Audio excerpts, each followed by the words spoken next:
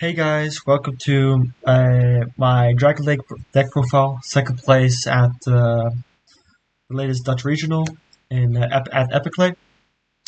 Um, so yeah, let's just get straight to it. So I played Dragon Lake Brave. So obviously I played on Double Tracer, one Recharger, and one Synchron. For the main rocket engine, you don't want to make it too big or too small. This is just right, not right amount of targets. You don't want to really you only want to see one tracer at max. You don't want to see multiples. And quick launch is the better card than just hard drawing it. Add the one Abstract to search it and send off Ravine. Drawing it is kind of weird because it doesn't really plus on its own. And usually you're forced then to pitch it off of the Brave engine, which is weird but not an issue really. Then we have 3 Black Metal Dragon. Black Metal is just insane normal summon. With the 1 red MD. You don't want to play multiples because otherwise it's just a brick.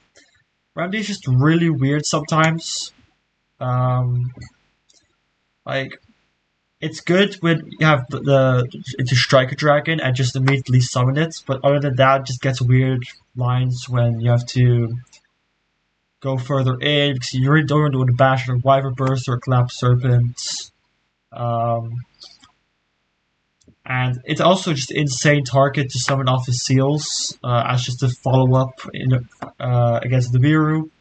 If they destroyed the Hot Red, for example, with a Nib. It's the best Northsong with Brave because it doesn't actually activate on field either. 1 Collapse, 1 Wyvern. These are just, even if they were 3, I would only play 1 of each. You don't, Wyvern is the best one to hard draw compared to Collapse because Collapse isn't usually live get turn 1 because most of your dragons are obviously dark, and if you haven't used your hand traps, which are all lights, then you can't really summon the Collapse. And you might be playing 4 of each because of the KL spaces you play, so it's just insane. The 1 Destrudo, I'm still conflicted with this card. Honestly, I think you could hypothetically cut this, but usually I just like it because it's the second sense for Ravine in case you already hard drew Absrouter.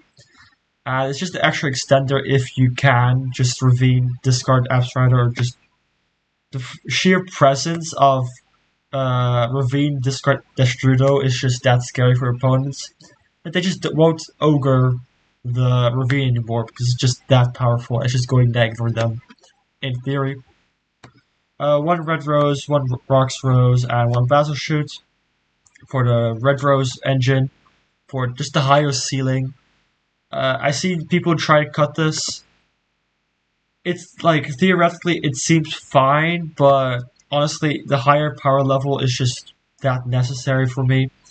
Although games 2 and 3 I do side these out, and it does come up sometimes where because I side these out, I can't game them, and my boards are just not that great because not being able to go just summon Red Rose easily and make Baron with a level 7 like Griffin makes this just a little weird. And yeah, on that it's just a nice one. For the rest, we play 1 copy of Snow. To set off of Shooting Riser.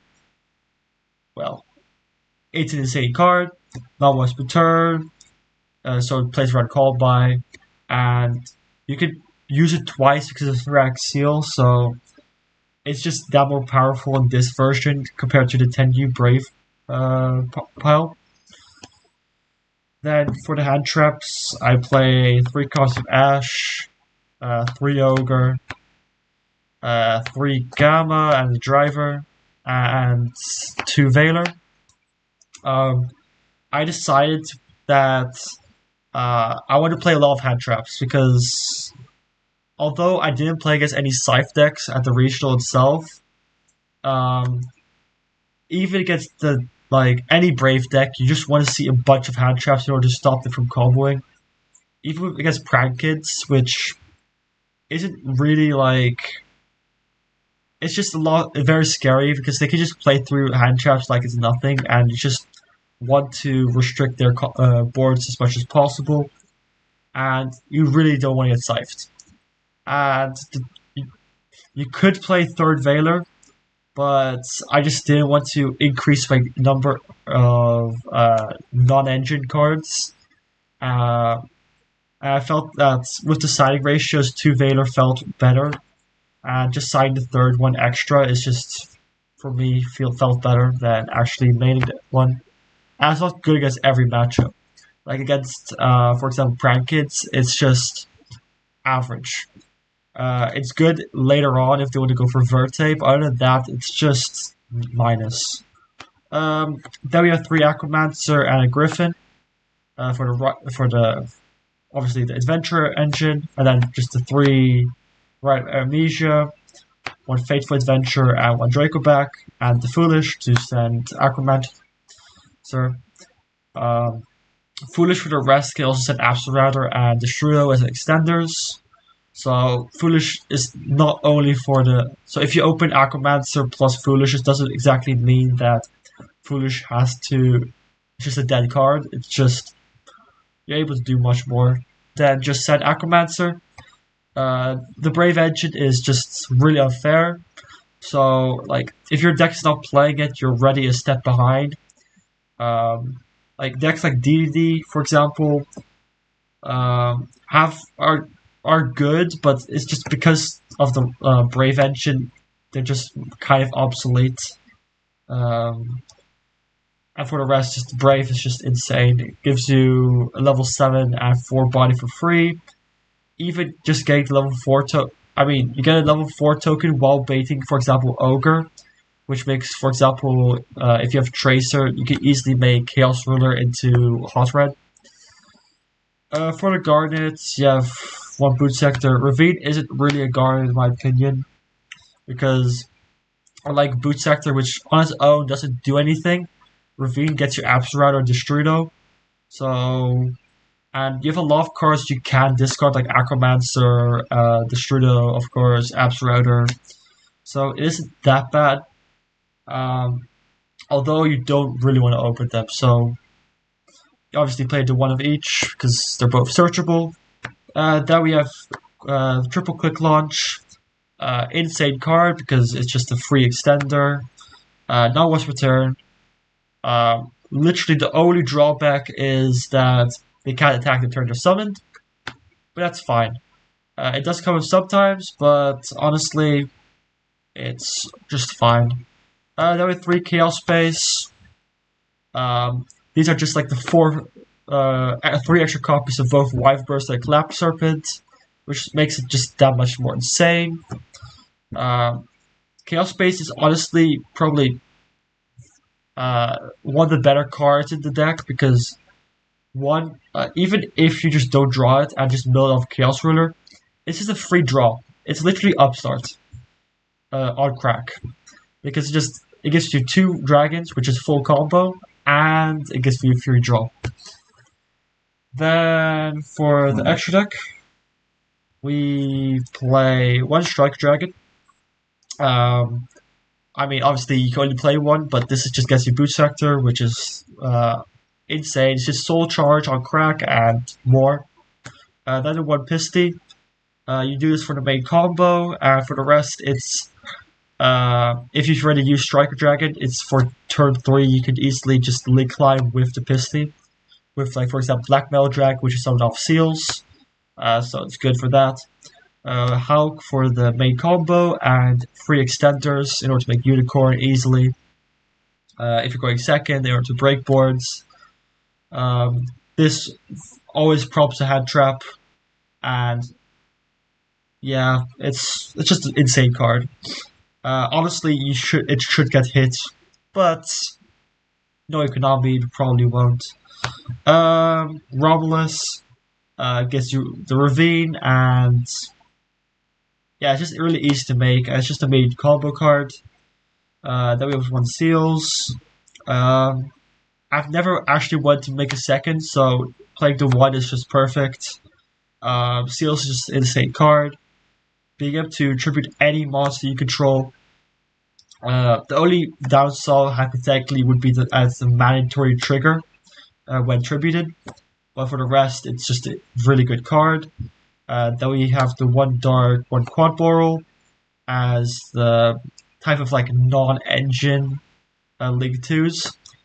Dark is just really good because it just forces opponents to play around it, and like for example, if you play against a DPE deck like Krakens, make it like Dark just easily steals a DPE, for example, and when you make it, while they have, for example, DPE, they can never pop it because it just gets you the free Tracer access or Black Metal if you have normal summoned. Quadbar, on the other hand, this for sure, I felt throughout the regional, the last two regionals, in fact, that I've talked, um, it could be cut. It's not that great. You don't often have a free rocket you can use in order to make this and pop a Link Monster Pro controls. Because most Brave decks, for example, they don't actually end on Link Monsters. So this was good back when like people were playing like Tri Brigade and those type of decks, but now it's just really just average, and it never came up.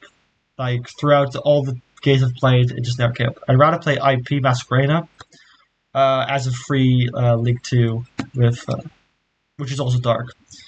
Then one Triple Burst, one Unicorn.